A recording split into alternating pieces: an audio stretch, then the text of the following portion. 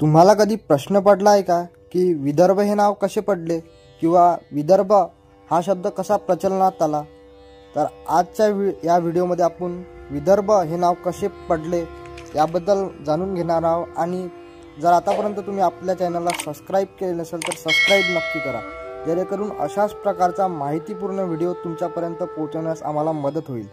तर मित्रांनो, आपण व्हिडिओमध्ये बघत आहे अथांग असा गवताळ प्रदेश, ज्याच्यात अनेक प्रकारच्या ज्या गवताच्या प्रजाती आहेत त्या आपल्याला पाहायला मिळत आहेत। विदर्भ या शब्दाचा जो अर्थ आहे या शब्दाचाच दडला आहे। दर्भ म्हणजे विशेष प्रकारच्या गवताच्या प्रजाती ज्या एका विशिष्ट गवताळ प्रदेशात आढळतात, म्हणजेच विदर्भ असे नाव या दर्भ गवतामुळे या आपल्या प्रदेशाला पडलेले आहे। याला कूस देखील म्हणतात।